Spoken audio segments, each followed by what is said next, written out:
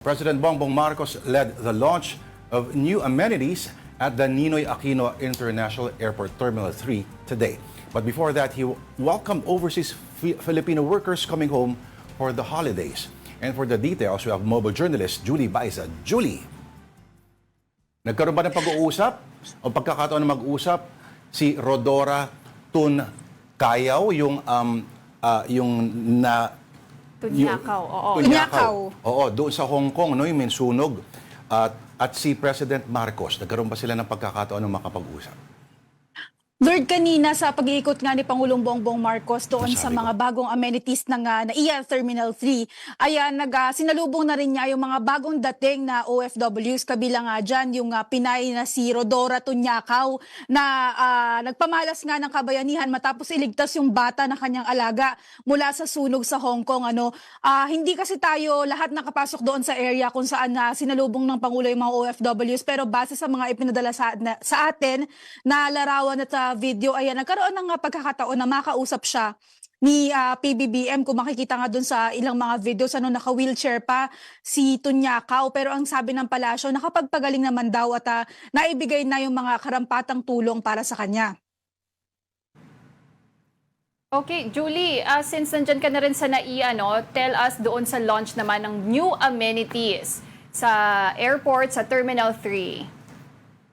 Yes, Pauline, ilan sa mga bagong amenities na binuksan kanina yung pagbubukas ng mga karagdagang e-gates, immigration e-gates. So dahil sa e-gates na yan, layunin naman na mapabilis yung pila sa immigration. 42 e-gates yung operational doon pa lamang sa Terminal 3. And may additional pa na bubuksan sa Terminal 1. Meron yung biometric identity verification at saka travel document authentication na layunin na within 20 seconds daw ma-verify at makapasok andang immigration yung isang biyahero. Ayon kay PBBM, ang description nila kanina ni First Lady Liza Araneta Marcos, sa wakas daw, mukha ng real airport o tunay na airport yung NAIA, mas modernized na daw at mas malamig na yung air conditioning at pati nga daw yung mga palikuran malilinis.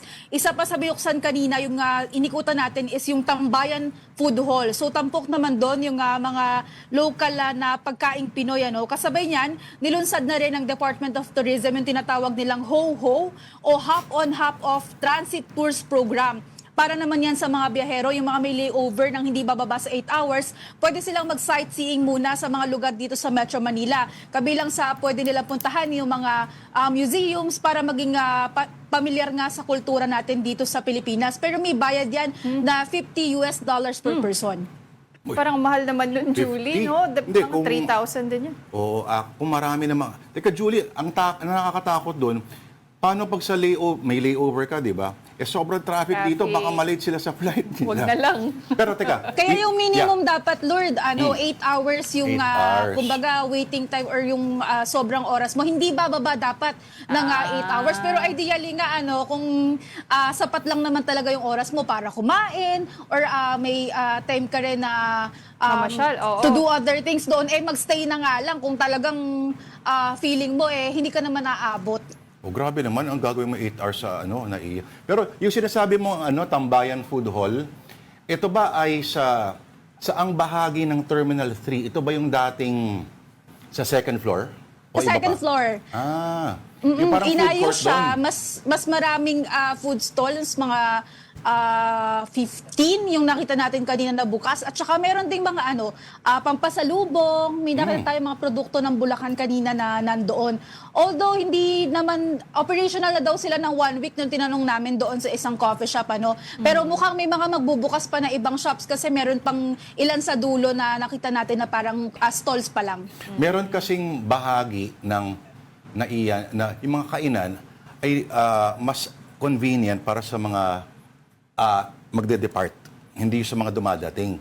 Kasi sa mga dumadating, hindi mo agad kasi mapapansin na makikita mo agad yung palabas na, unless tumingin ka sa kanan, kaliwa, aray ko, hindi sa ibabaw, at sakit to na.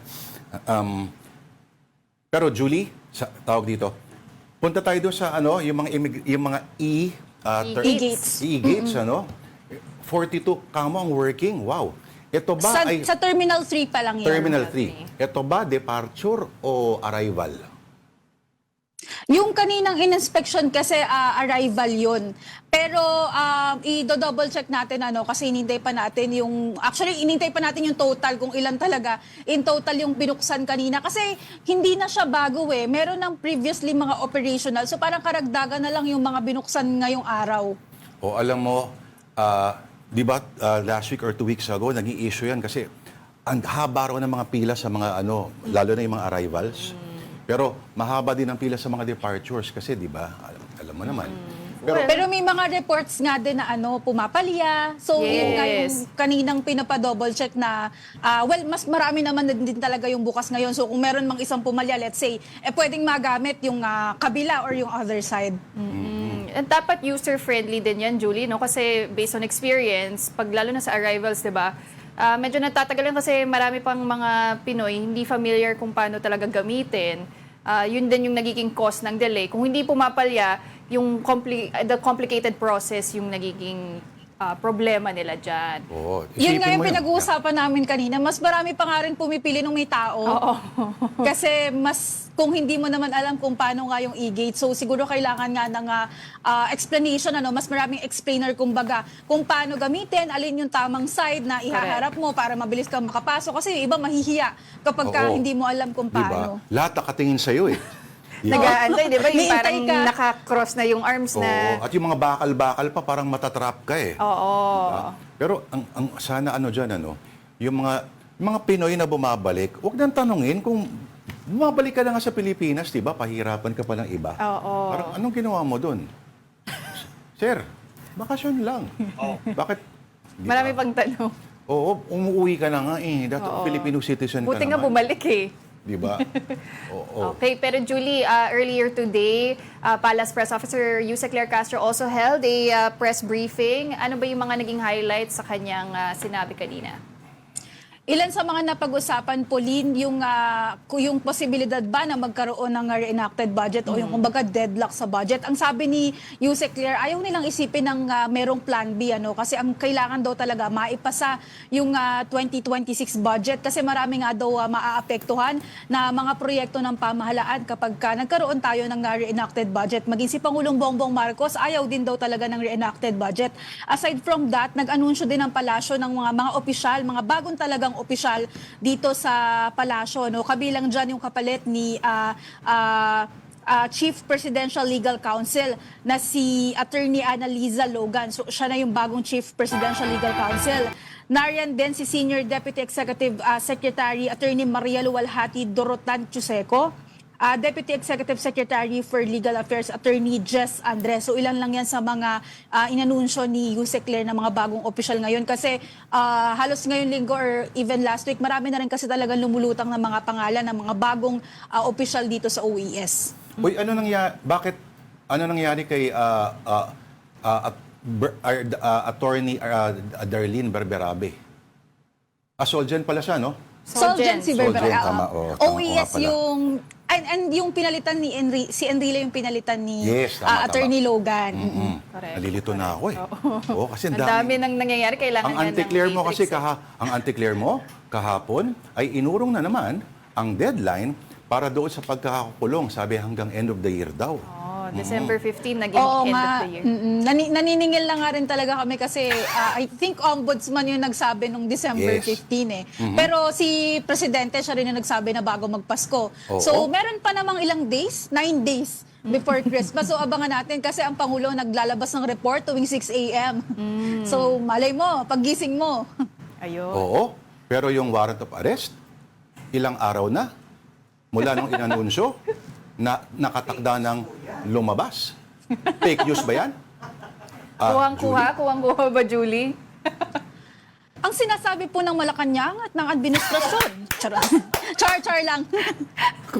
Pinapanood ka ni Yusek, ha? And then, pero balikan ko lang, Julie, mabilis dun sa budget. So, ang posisyon ni Presidente is ayaw niya ng reenacted budget. But kung tatandaan natin, nung SONA, Nasabi sinabi niya na if the GAB doesn't align with the NEP, willing siyang magpasa ng reenacted budget. Pero kasi yung with the development naman na sinasabi nga na masinsin naman na kumbaga inisa-isa yung mga items at napag-diskusyon na naman at nasinsin nga itong version ng budget na sana nga ay ano bang tamang term? Insertion free or wala Okay. yung excessive insertions. Sana daw ay hindi nga maging reenacted kasi ang sinasabi ng palasyo kanina, may mga maaapektuhan na proyekto kung reenacted yung budget natin. And again, walang plan B pa na inaanunsyo yung palasyo kasi umaasa sila na maipapasa. So in terms of timeline, willing naman silang trabahuhin ito before the year ends kahit na holiday mode na. Nakakahiya naman sa kanila. Oo. Yun din naman yung sinasabi even ng mga mambabatas natin na talagang puspusan din naman nakikilos na maipasa bago matapos ang taon. Pero meron nga mga sinasabi na bakit hindi bago magpasko pero 16 na kasi ngayon and Right. yun nga, medyo madami pang nangyayari sa BICAM. At alalahanin natin na before we forget, ang palasyo ay binaback-upan si DPWH Secretary Vince Dizon sa kanyang panawagan na i-restore yung natapyas na budget mula 54, yes. Oo. Oh, yan. So yan pa yung mga titingnan natin. Madami pang development sa budget. Andun pa rin ba yung mga massage chairs sa NAIA Terminal 3, Julie? Wala ako nakitang massage chair kanina pero very limited lang kasi yung mga naikot ko. Tiningnan ko lang yung bus na magtutour at saka yung food Ho-ho. hall. So, kailangan matikman ng kape sa food hall. Yan. Okay. Oo, baka meron mga na-trauma na, no? Mga bus na papuntang Luneta. Alam mo naman. Anyway, maraming salamat sa ating mobile journalist, Julie Baisa. Thank you. Thank you, Julie.